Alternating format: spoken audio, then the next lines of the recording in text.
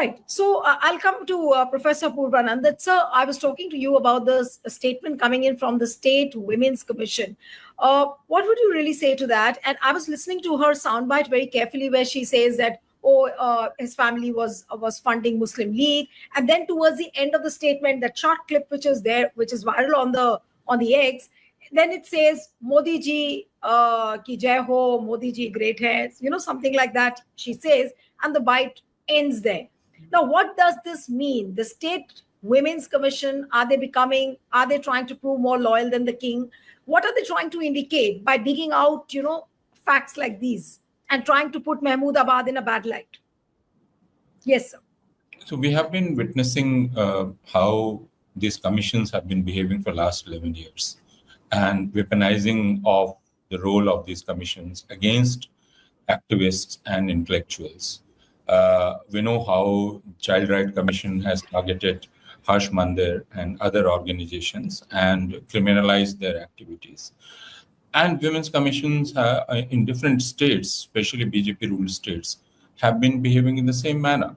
For example, you see a women's commissions targeting opposition leaders, intellectuals, National Women's Commission and State Women's Commission, and Haryana Women's Commission is also acting following the same pattern, I would say, because it's so absurd that you are trying to find logic in what she is arguing, and you don't. So you think that there's something wrong with you, because how can it be that a person who is sitting in a responsible position in Women's Commission can make such a bizarre comment about something which doesn't exist?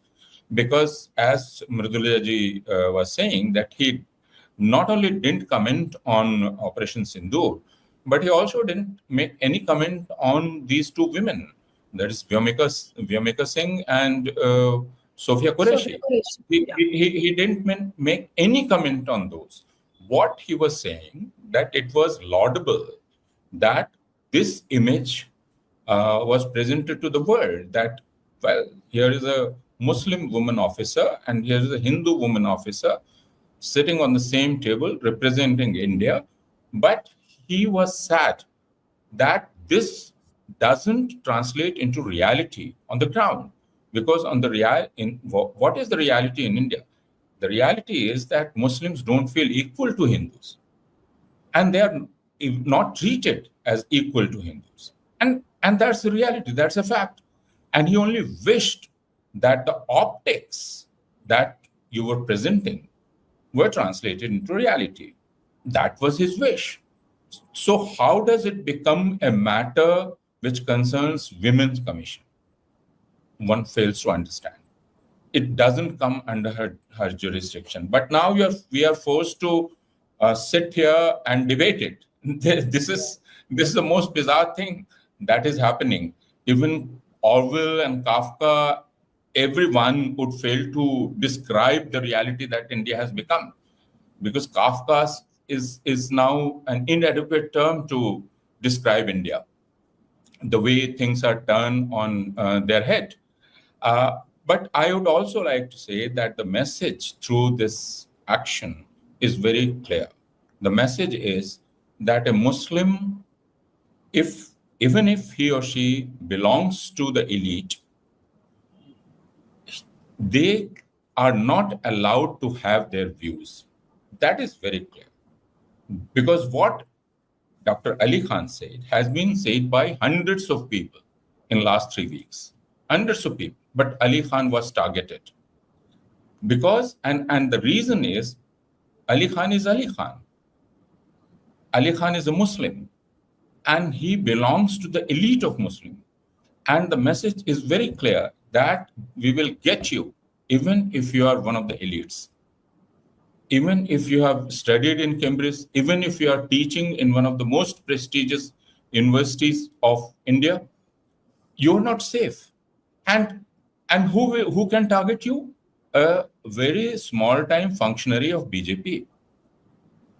And there are more ominous messages involved in this whole action, and we can discuss those, because we need to ask that how is it that somebody goes to police and says that person A said this in my presence and X was also present. There were three people also present and I don't know them, and I was hurt by what he said. And the police takes it so seriously that it converts it into very serious charges. Yeah. And it invokes treason, sedition, enmity between groups, hurting religious sentiments of people. This is what the police does. I go to police with a complaint that I'm hurt by what this person has said, and the police then looks for sections, applies those sections, converts this complaint into an FIR. This is what police does. And what has been our experience with the police? You sit from the morning till evening to get a complaint registered, to get an FIR registered. It's so impossible in police stations. But see the promptness. And see the promptness of police, that it registers FIR at 8 in the evening, rushes to a different state, and lands at the house of Ali Khan at 7 in the morning, next morning, to arrest him. And it's a Sunday, we must remember. So they knew that Ali Khan won't get any reprieve on a Sunday because courts are closed. So there are many, many messages involved in this simple action, and we need to understand each one of them. Absolutely, and you very well listed out that how police shows its promptness. But when one needs to get an FIR registered, you have to run days and days. There have been many examples like that.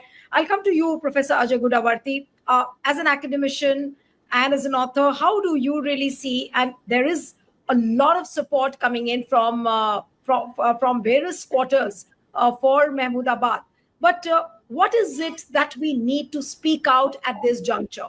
Because the government feels that, we make one arrest, people will keep quiet, the academicians will feel scared, journalists will not speak up, activists will stop being active. So what is it that we need to speak out and send out a message to the government at this point of time? Yeah, Neelu, I think you have framed that question rightly. I think this is not an issue that concerns only academics. It is not an issue that is of any immediate. One has to see it in the larger context, that this is a concerted method that BJP, RSS are using against any dissenting voice, including the opposition. Look at the bizarre allegations that are being levied. Forget Mahmudabad. Look at the bizarre allegations being levied against the deputy leader of opposition, Mr. Gaurav Gogoi. They are saying he has ISI links. Mr. Hemanta Sharma said he went across border and got some 15 days training. I mean, serious security related issues you are trivializing and making it so frivolous that it's almost now reduced to a kind of an entertainment. That you have somebody in the opposition, you can leave any kind of allegation, you cook up a story that somebody went abroad, somebody crossed border. What are you talking about? He is a parliamentarian, he is visible in public life. How can he go and get ISI training? What is the evidence you have?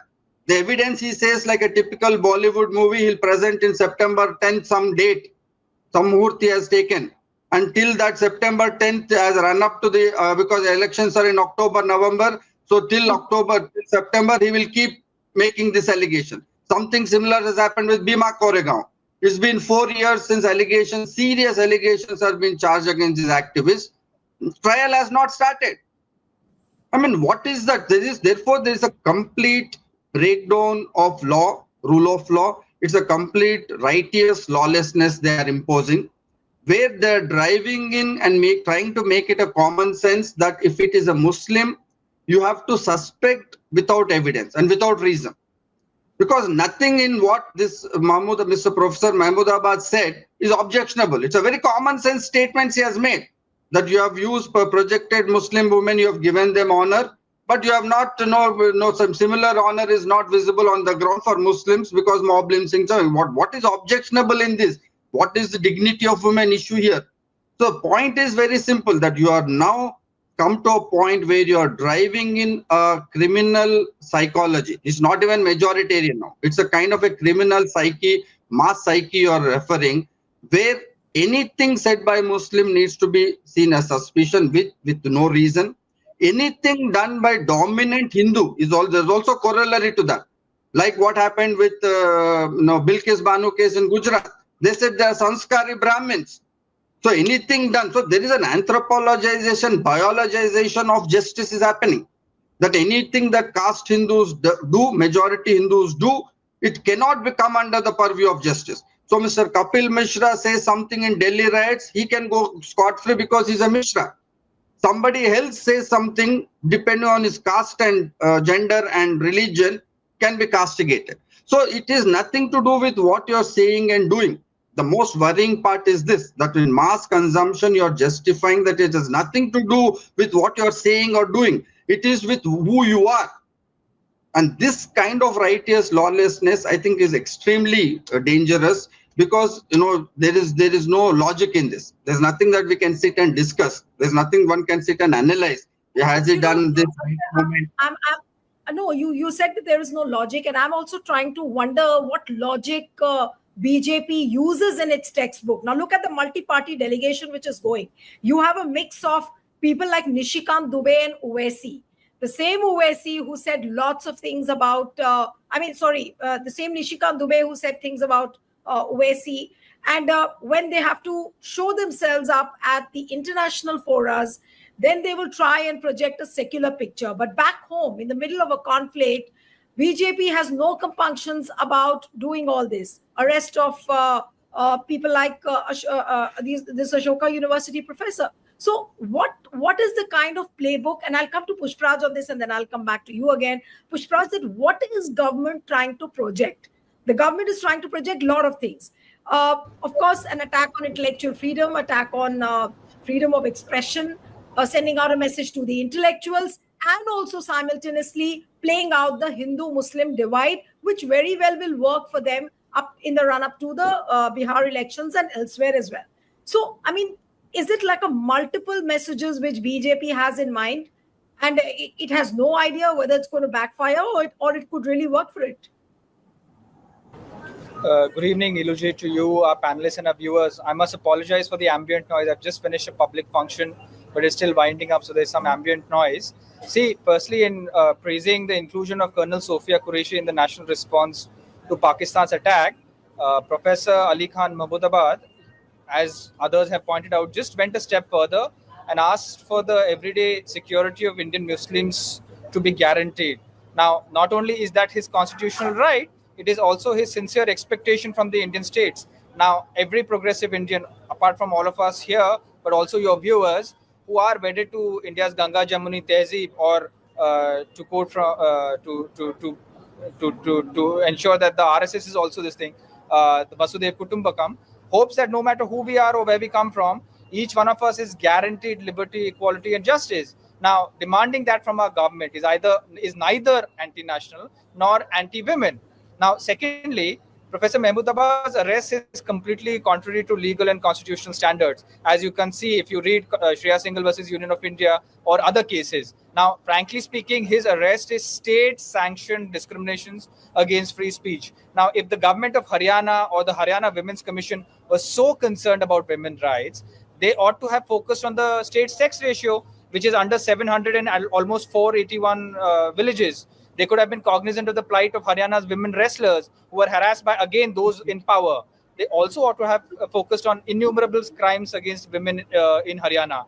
Yet, the Haryana Women's Commission is not just quiet on those issues, but is farcically picking up an issue. In fact, it's fabricating an issue simply to curry favor with the party from where his head belongs to. In fact, Neelu, you said something very interesting. The Haryana Women's Commission, her allusion to Mahmudabad's ancestors funding the Muslim League. Now, if she's so troubled by that, I don't understand why Mrs. Bhatia does not attack the BJP or the RSS and the Jansangh, who got, for the bulk of their initial years, funding from Nusli Wadia, who's Jinnah's grandson. Now, isn't that equally objectionable for Mrs. Bhatia? Similarly, why are they attacking against their own MP minister, who is a vilified Colonel Sophia?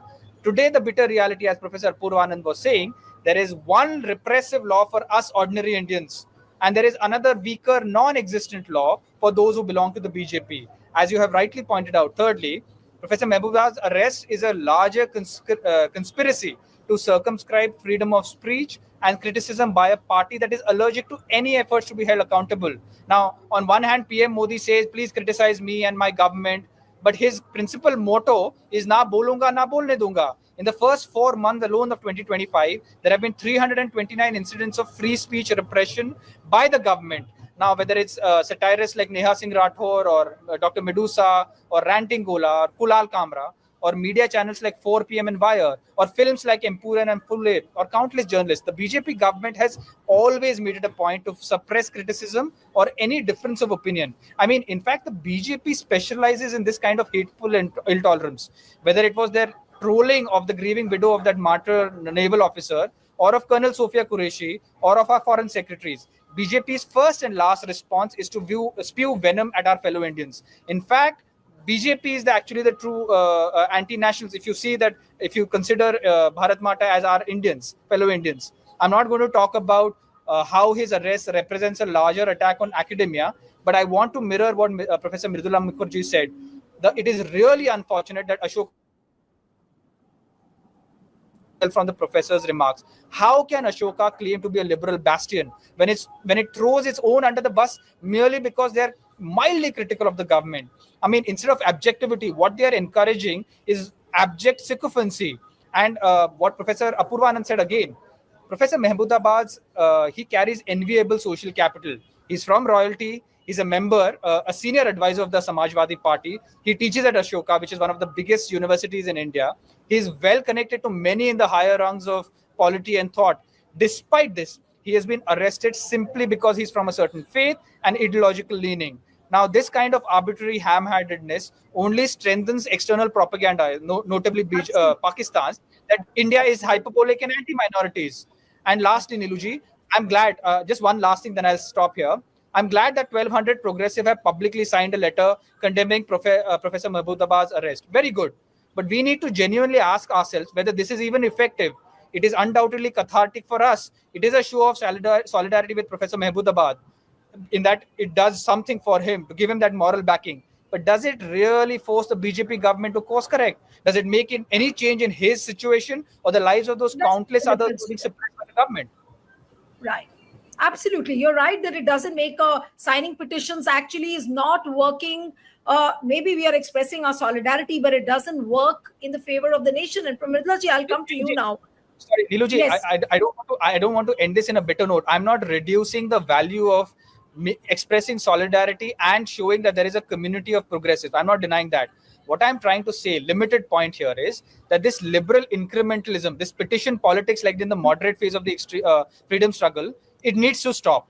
If you really want to confront injustice, you need to adopt civil disobedience in a targeted, strategic manner. Satyagraha. We don't have to wait for the right incident or the right cause, but we need to be stopped being so calcified in time. That's my limited point here.